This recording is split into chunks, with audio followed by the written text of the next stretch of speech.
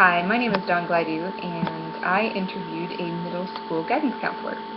This particular middle school guidance counselor happens to be my mom.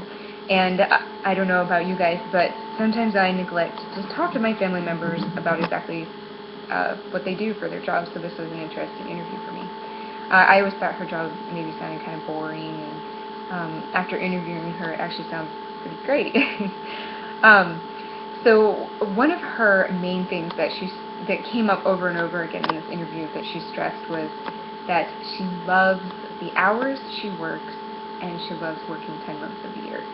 Um, so when she was looking for what she could do with her degree, I remember that originally her master's degree was in psychology, and along the line I guess she changed it because she realized she had kids, 6 kids that she had to take care of, and she wanted to be home when they were home, and she wanted to have summer vacations at the same time that they did.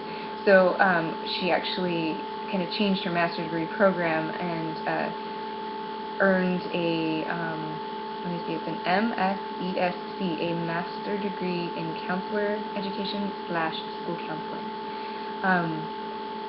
So that it was specifically geared towards education and school counseling, and she stressed that the school district where she works, at least, will not hire you if, for instance, your master's degree is just in psychology, or for instance, my local university only offers a master's degree in mental health counseling.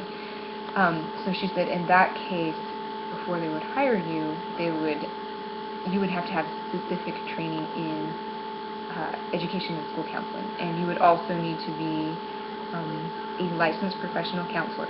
So in order to do that, you take the National Counselor's Exam. You have a number of supervised hours before you're a permanent member. And then every 3 years you take 9 credit hours of continuing education. The interesting thing about this continuing education is that, for instance, the school district she works for, and she thinks this is probably pretty much a standard everywhere, is they give her an allotment every year for tuition. So in her case, she said they give her $3,000 a year for tuition for continuing education credits. So the great thing about this is that the more continuing education credits that she has, which are also applying to her counseling accreditation, the more credits that she has, the more her pay grade goes up. So if you have a diagram, and along the top you have your education. So on this end you have just your basic master's degree. On this end you have your master's degree plus every continuing credit hour, up to I don't know how much. And then down this way you have your years of experience. So if you're up in this top corner right here where my fingertips are meeting, that's where the starting salary is. She estimates it's around $45,000 a year. As you work, so you're gaining in experience, and as you get your continuing education credits and you're moving along this way, you're actually going this way on the diagram, because down here in this bottom corner is the person who's making the most in the field. And she's not exactly sure where it caps out either, but she knows that she worked with a woman once who made $100,000 a year, and she was working for a middle school, and she'd been working there for about 25 years. I had no idea a high school counselor could make that much money. She said that the average is more around about $60,000 a year, but still not too shabby. And they have great benefits. She has what she thinks is really good health insurance with low premiums. You get that $3,000 of paid continuing education, which increases your pay grade and counts towards your accreditation. You get 3 personal days, 10 sick days that roll over from year to year, so you can save them up if you'd like.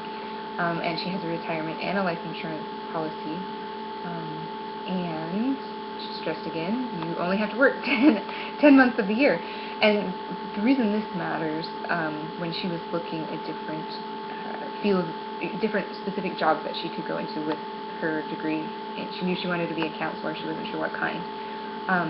Every other job that she looked at, they may make a bit more money, but you would be working 12 months of the year, and you'd be working more hours a day. So really, she said, for getting time off and great benefits and a comparable pay amount, it was really just a very winning situation for her. This was her perfect job. So, and then beyond all of those wonderful things, what she actually does is she helps students navigate the school experience. So she works as a liaison between the teachers, the parents, the school community, the students, to make sure that the students are getting everything that they need, that they are able to adjust to their education, that they're not experiencing any problems. And she also deals with any personal issues that they may need help with. So if their parents are divorcing or they have some anxiety, some social anxiety, then she works with those students individually, and she also works with them in groups. So they may have a social group that meets for kids who have social anxiety. They may have a group that meets for divorced kids, and kids who are going through their parents' divorce, and they may also have anti-bullying campaigns, some educational things like that.